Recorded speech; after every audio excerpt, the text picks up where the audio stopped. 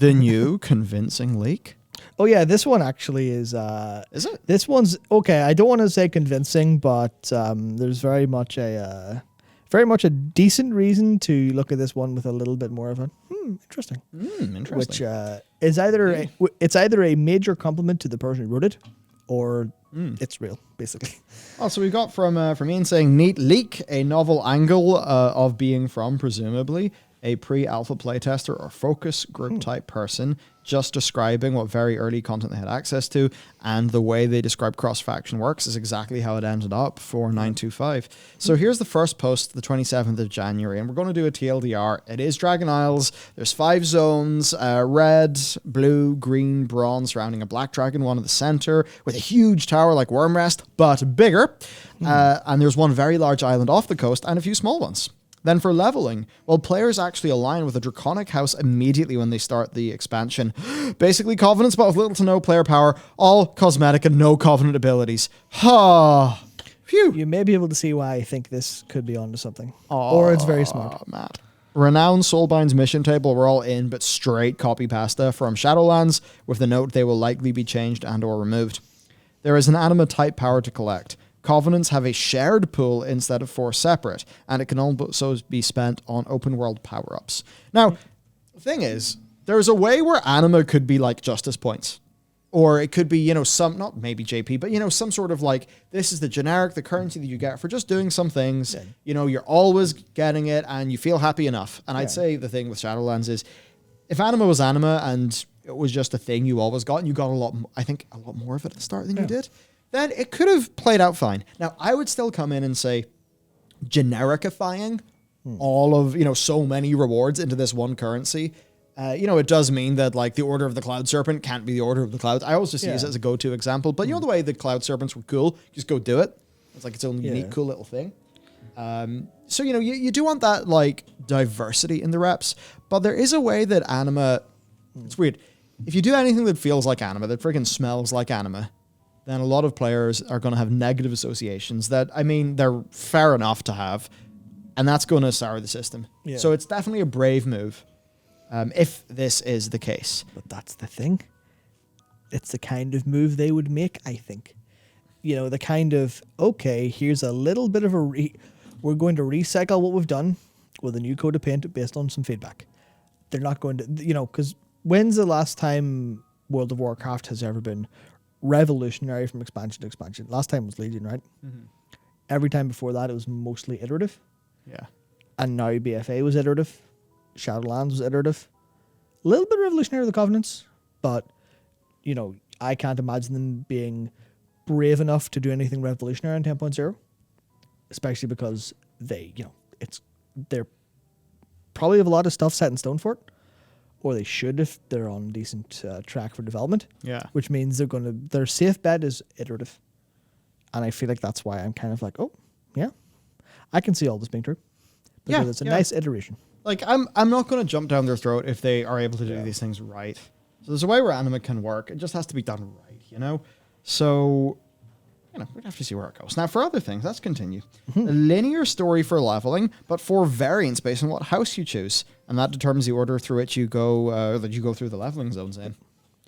I'm sure they could do something interesting there. I think the main thing that I would just say is for any future stories, we need to be sure that we're really telling the A plot primarily through the zones. Maybe have, because they do a little bit of that in Shadowlands. I think it's just the A plot of the level up experience isn't mega relevant to, it's very relevant to Denathrius, but it doesn't feel as relevant to Zoval, and that was rough when Zoval felt underwritten. But with these Draconic characters, because players, we know them, we like them, we know their history, it could work. Now, the stories all converge at level 50 or 68 when you enter the center zone, which is the Black Dragon one. Now, the Black Dragon Flight zone has a big central tower, and it has the big expansion system. Torghast 2. Oh, brace yourself. It's sort of like Torghast, but each room is a single encounter with a mini-boss or group of enemies. No trash. Okay. Yeah. Some rooms also had a non-combat event/challenge. Okay, that's cool for me. Complete a room and choose the next one from a branching tree map. Okay, sounds cool to me. There's nothing bad, no red flags happening until we find out what the reward system is. Oh, Matt. See, I have. Why is it like this? I'm purposely going through this Yeah. sort of blind, so we'll see. You can see the type of encounter and room reward, like some anima, before you choose, and there's a final boss at the end. Now, this player says they were unsure of permanent rewards / legendaries being tied to this. It was more fun than Torghast in this person's very limited experience. I mean, like, I've even heard that there's very cool, things made for Torghast that we never saw. And that just makes me think, there's probably cool stuff they could do here. I mean, the idea of, you have a little bit of, American Ninja Warrior followed up by a mini boss, followed up by, another interesting challenge, followed up by a mini boss, followed up by a boss. If those things are all pretty, decently well designed and fun, that could really work, couldn't it? Yep. Like, we all like it fundamentally work. I'd even say Horrific Visions if it wasn't for the entrance fee. I thought they were a wonderful little system. I really liked them. So, look, it could work. It just obviously, if it turns into something you have to do for Legos, people aren't going to like it. So as long as they don't do that, and they have one of those things just being like a big Brawlers Guild, then that could be totally fine. I just worry that what will happen is that Torghast will have soured players on it to the point where, players see something that, like, it has the whiff of Torghast. Therefore, it's like hate by default.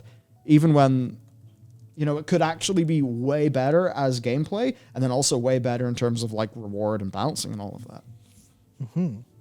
So, yeah. Now, the story then. Well, apparently Rathian is trying to reunite the aspects, heal the land in the center zone with the help of the green dragons. But the infinite dragonflight sees him changing the timeline and interferes. And they are the first raid. And that's in the bronze zone. Please. Let's go. Please, sweet Infinite Jesus. Dragon Raid?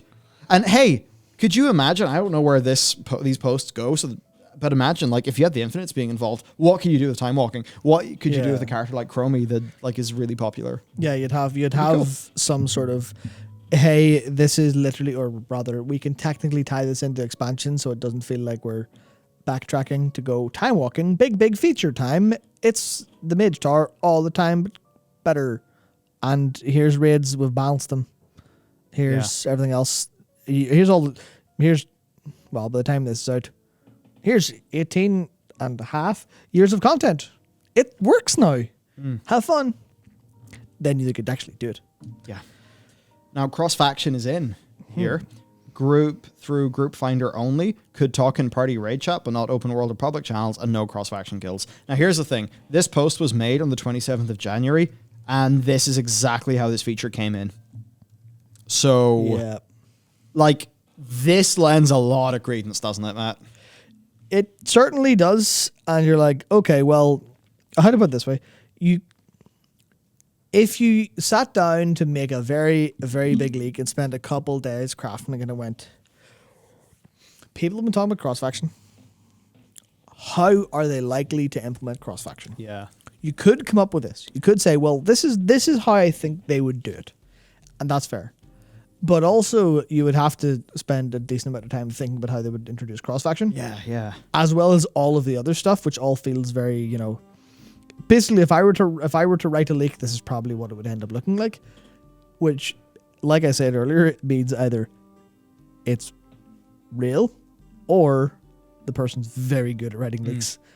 And if they're really good at writing leaks, then we can kind of consider it real anyway. So, in a weird standpoint. I would say, thus far, I have no fundamental red flags. Yeah. Asterisks.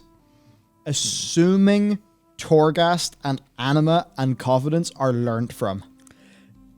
Now, I also think to myself that it is impossible not to learn from those systems. And I think about some of the things that Ian has said before. And it's like, okay, surely they must get it. These systems like Covenants, they had a cool fantasy and all that stuff. There's nothing fundamentally ruining that. It was the game system aspects. Look, imagine for yourself, imagine if Torghast was completely different in terms of its set of rewards and everything, and was really not tied to player power. It was just like a big extra mini game. That was it. And then imagine that there were no conduits. And imagine there was no player power tied to the Covenant. And it was purely just all that was just like flavor and fantasy and pick whatever you want. I mean, I think Shadowlands would have been left. That's almost not really a valid thing for me to say, because if it was just that, Shadowlands would have been a very small and boring expansion. It obviously would have needed to have more, but then you could very much say, well, if they didn't tie all those things together, they could have made more. So that's why I'm not recoiling at this so far, and I do like dragons. No new class, which I think is That's a given. Like to me, that would be disappointing because it's cool to get a new one. Yeah. However, if I try to think about it pragmatically, I can understand. It's like I talked about, hey, I might consider going Warlock. Yeah. And in my head, like, what are the ranges I like to play? It's Warlock and Mage. Yeah. And then everyone said, oh, Warlock for 9.2, CAC W. Yeah. So I'm now thinking, okay, well, maybe I'll do Mage. But it's like whenever it's so hard for them to balance all their classes and all their different specs. Because you see in a game like FF14, like, by the way, it's not like Endwalker had perfect balance. On its launch. But like at least, every single class, it's like there's not a lot to balance. Yeah. You can sort of tune them. You've got easier tuning knobs, whereas like WoW is so complicated. But then also it's 3 specs a class, so maybe there's 36 specs. Like, yeah, but you're not. In some cases, you might not be doing all 30 just because they're tied to the class. So, especially if you have like a with the Covenant abilities in Shadowlands, where they were shared. So it's like especially when they're shared and they interact better with some specs than others. I mean, and there's a really good example I had, and I think it's gone. It's like Chain Harvest for Elemental because of the flame shock spreading stuff. Means that Vent is substantially better than, or for enhancement than it is for Elemental is for enhancement. Stuff like that, where you're like, well, we'll take down Chain Harvest a bit, and then maybe a bunch of enhancement used it because they liked the Fire Nova AoE, and then you're like, oh, we'll just made their life shit. Just this interconnected web of stuff, which kind of impacts their game systems as well. But it's everything's so interconnected that it ultimately ends up in, you tweak a little knob, and then that has reverberations and everything else. You're like, shit. Yeah. Well, now we have to tune everything back, and then you've just turned it into a trying to think. There's a great analogy I'm trying to think, but you're playing whack-a-mole. That's it. They're playing whack-a-mole, saying like, fuck, shit. Yeah. Quick, we need 36 class designers, and then 36 class designers around one whack-a-mole machine just hitting each other accidentally. Like, fuck, it's all going wrong. So, but yeah, tough stuff for Blizz to deal with in the best of times. So I can understand that. Now, apparently Hunter and Warlock are being worked on, but there's a doubt that this will actually make it to release. For tank specs. Yeah, interesting. Survival Hunter tank, I guess. I mean, honestly, I want a marksmanship rework, and I know we've had a few of them. I just don't really like the current one. But I mean, some people do like it as well. And the trick shots mechanic is the cool bit of MM. Yeah. But I just haven't found it to be as fun in the long run. Yes, but that's the thing. If you because of how the game generally feels, I think you just have this case of people are going to ask for redesign every other expansion till you get it right. Yeah. Which means you have to get it right. And that's hard because you aren't working with the same thing. Yeah. Because, I've designed, like, Legion class designs were generally better than they are now, but that's because all the artifact stuff existed. So you pull away the artifact stuff, it doesn't work. Yeah. You can't put it all back in because you've taken it away. And now you've got I guess we'll give them Wake of Ashes by baseline, a whole expansion after giving them as a talent, and no one picked anything else. You're like, fuck, what do we do here? Shit. High haste. Yeah. Legion Artifact Weapon Survival Hunter. I wrote off SV at the start of Legion. I'm kind of kicking myself because I remember having a bunch of way more advanced gear in a later patch, quickly swapped over and thought, oh shit, this is really cool. And then, that was different for SV. But anyway, we have a second post, also January the 27th. And third as well. So he says, or they, I don't know, but so this was months ago, so I have no idea if anything changed since then. But that's how it was when I saw it. You couldn't even join group with opposite faction using normal invite group. Everything had to happen through the group finder apply/invite UI. It's technically not true, but yeah. A couple other things I forgot. And here's the thing. We know this was being worked on since September probably? Yes, I think we can logically say September or August, because that's when the big reevaluation started. Yeah. For 9.1.5. Now, a couple of things they say they forgot to mention, where there's a main city that is on the border of the Green and Black Dragon zones. It's shared by both factions. A huge gate-styled entrance with draconic/carved stone as its appearance. Sounds dope. I'll take that. Thank you very much. Same architecture as the megastructure in the center of the map. It was once a huge mega city in the past, but the part between the tower and current town is destroyed and it's all ruins, and that's part of the center open world area. So that's kind of neat. It's like you're almost in this like really old, it's like the ruins of this old kingdom. I think that could be really, really cool.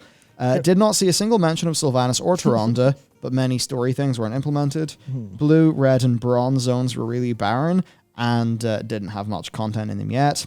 Green and black were more fleshed out. Green is the first zone you enter after the intro questionnaire, which was not implemented. Yeah, well, that makes sense. But now, of course, we move on to the 10th of February. Yep. All right, y'all. I drew up a beautiful map out of memory. Don't NFT it. Players arrive here. So, right. Point A, which is here, is apparently where you enter after the intro scenario. Then B is the grove that is the source of the power for green dragons, and it's what they and Rathian are using to heal the land. And it's somewhere in B that is where you turn in your AP. Yeah, so, yeah. Or Azeroth power. Who knows? So this is our Dragon Isles Emerald Dream expansion. Yeah. I mean, that would be cool. Yeah. Actually, yeah, that would be cool. That would be cool. Okay. That'd be knocking two things out of the park at once. Yeah. So there's a dungeon here where players defend the grove against wave of enemies like Black Morass. Yay! As long as you give me a send in the next wave now, please, button, then sure, Yeah, I'll take that. I've never seen a dungeon name that is so, because obviously, you look at Black Morass and you're like, well, okay, we'll call it BM because it's Black Mass or Black Morass, or maybe we'll call it Morass. But I think it's the first time I've seen an abbreviation that would work just calling it ass. So then C is our main town, right? So it's like the big cool draconic gate. And then D is the massive Wormer style tower with a Torghast style boss rush thing. Yeah. Then E is a Caverns of Time style place where the first raid happens. Caverns of Time 2. Sounds cool. It starts outdoors, it moves inside for the second half. Like and the Dragon Soul. Infinite Dragonfly to the enemy. That's cool to me. F then is a Zul'Farrak style outdoor troll dungeon. Haven't had a troll dungeon in a whole expansion. It's time. Sorry, troll. Oh no, dungeon would. Yeah, no, I wouldn't call. Oh my god, what's it called? It was a Tal. Yeah, it was Biffy. What? Oh my god. Oh, the other side. The other side, yeah. I couldn't remember what it's called. I know what you mean though. Traditional trolls. Yeah. So we got G. Mountain with a Nexus/Oculus style structure built in that is going to be a dungeon. H. Giant scar that runs from the edge of the town across the tower into the blue zone. Like the Dead Scar. Hey, well, it's got Netherstorm, Twilighty looking stuff. Blood Elves. It does not look good at the Red Dragon zone because it's separated from the main landmass, and this person does not know what the big island is. Nice. Ian says, I just had a thought. The leak mentions a big scar that runs through most of the Dragon Isles that's all voidy looking, and this would match the Empire of Dragons logo leak that has a big... Yep, that is... Could be a well-orchestrated leak, but it's pretty cool. It could be well orchestrated. Okay, well, it would need to be extremely well orchestrated because then you'd have someone who's capable of making the Empire of Dragons logo and putting the big scar on the planet thing.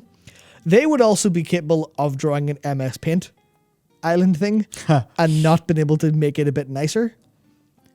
So that feels like two very specific different sources, if you understand me. Who knows? Which means could be a very gigabrain individual. And also, I don't know if the clip fits somewhere or if I could bring up the notes, but I had a pretty good reason that the Empire of Dragons stuff looked substantially more interesting and better than the other ones. And also, at the same time I was talking about them, I was told Dragonmire, which I definitely knew ahead of time was a fake leak. So the Empire of Dragons is definitely the logo I've seen so far. I'm like, yeah, that makes sense. It looks the most. Yeah, it looks the most convincing. And also, if they release, World of Warcraft Empire of Dragons, then EOD?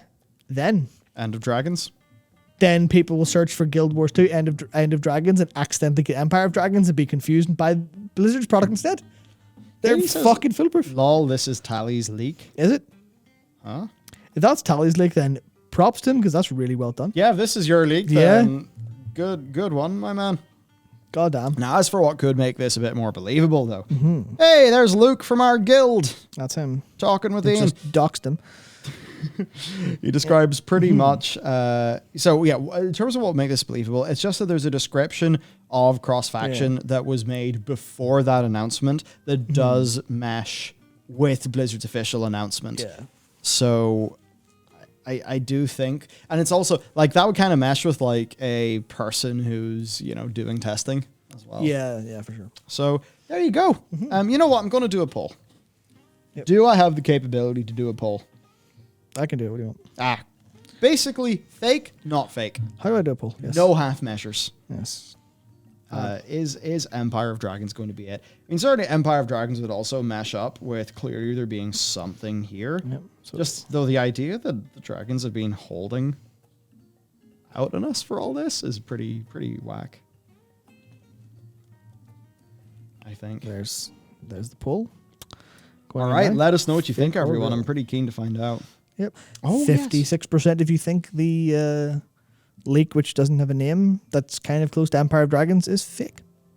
It's pretty in the middle. Like, Yeah, no, is for sure. given it's leak season, I think that means a lot of people think it's kind of more real than expected.